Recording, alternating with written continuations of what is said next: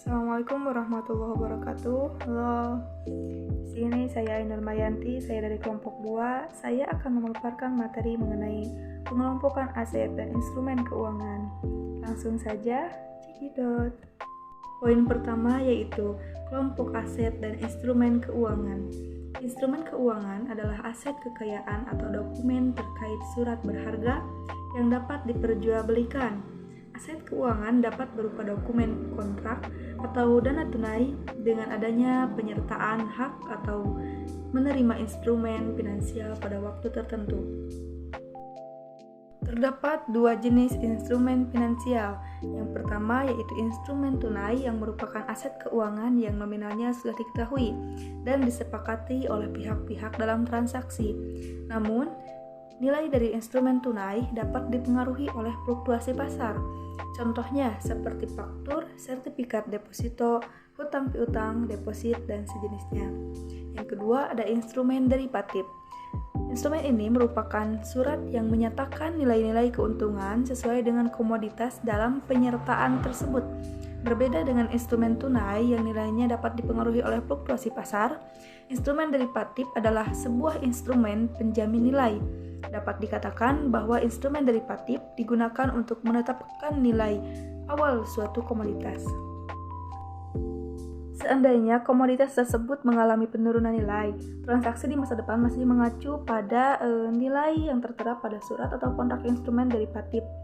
Instrumen derivatif banyak digunakan oleh investor guna melindungi nilai. Contoh derivatif dari instrumen finansial yaitu opsi dan kontrak berjangka. Kontrak berjangka dapat dipahami sebagai instrumen yang diperjualbelikan di bursa berjangka. Karakteristik dari kontrak berjangka adalah nilai keuntungan yang mengikuti nilai pada kontrak tertulis walaupun di masa depan ada perubahan harga atau nilai. Ada beberapa kelompok jenis aset instrumen keuangan. Yang pertama adalah instrumen keuangan berbasis ekuitas atau equity based financial instrument. Instrumen keuangan derivatif berbasis ekuitas contohnya adalah saham. Instrumen derivatif dari kategori saham adalah ekuitas berjangka dan opsi saham.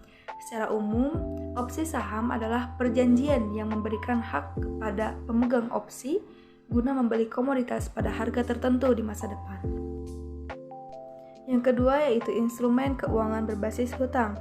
Instrumen finansial derivatif berbasis hutang terbagi ke dalam dua jenis, yaitu jangka panjang dan jangka pendek.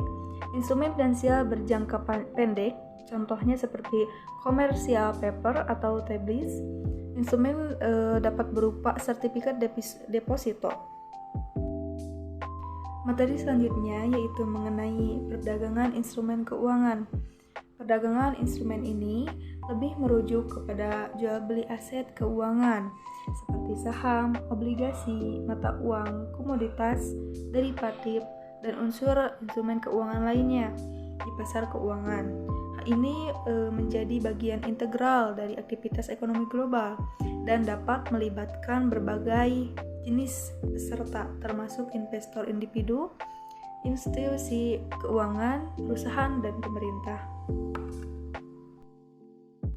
Instrumen keuangan yang diperdagangkan mencakup beberapa. Yang pertama seperti saham. Mungkin teman-teman sudah mengetahui mengenai saham. Sedikit saya jelaskan, saham merupakan representasi kepemilikan dalam sebuah perusahaan. Saham diperdagangkan di bursa efek dan pemegang saham memiliki hak atas dividen dan hak suara dalam pengambilan keputusan perusahaan. Yang kedua ada obligasi. Obligasi merupakan surat utang yang diterbitkan oleh perusahaan atau pemerintah. Mereka memberikan pendapatan tetap dalam bentuk bunga kepada pemegang obligasi dan mengembalikan nilai nominal obligasi pada saat jatuh tempo. Yang ketiga, ada mata uang asing atau forex. Perdagangan mata uang asing melibatkan pertukaran suatu mata uang dengan mata uang lainnya. Ini adalah pasar terbesar di dunia, di mana mata uang diperdagangkan dalam pasangan seperti euro. Yang selanjutnya ada komoditas. Ini mencakup perdagangan berbagai barang fisik seperti minyak, emas, perak, dan lainnya.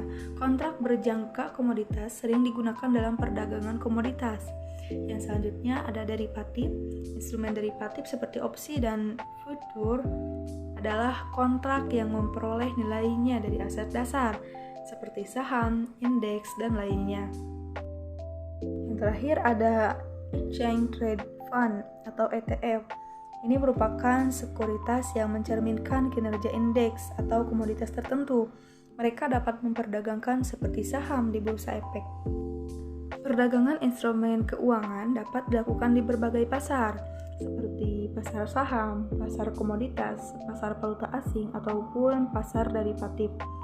Peserta dalam perdagangan ini membeli atau menjual aset keuangan dengan tujuan mendapatkan keuntungan dan mengelola risiko tentunya. Sebagai tambahan, perdagangan instrumen keuangan juga melibatkan analisis pasar, manajemen risiko, dan keputusan investasi yang cermat.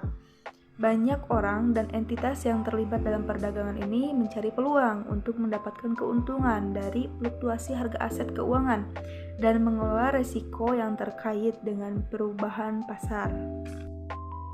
Sekian materi yang dapat saya sampaikan. Sebagai penutup atau kesimpulan, jadi instrumen keuangan adalah aset kekayaan atau dokumen terkait surat berharga yang dapat diperjualbelikan tentunya. Aset keuangan juga dapat berupa dokumen kontrak atau dana tunai dengan adanya penyertaan hak untuk menerima instrumen finansial pada waktu tertentu. Contoh-contoh dari instrumen keuangan antara lain seperti cek, obligasi, saham, reksadana, ETF, dan instrumen derivatif. Aset tersebut dapat dijual beli dan memberikan akses bagi individu atau pemilik baru untuk mendapatkan sejumlah uang darinya, tentunya atau disebut dengan keuntungan, gitu ya. Karena di dalam suatu jual beli pasti tujuannya itu mencari keuntungan. Sekali lagi sekian pemaparan materi dari saya. Mohon maaf apabila ada kesalahan. Wabillahi taufiq wal hidayah. Wassalamualaikum warahmatullahi wabarakatuh.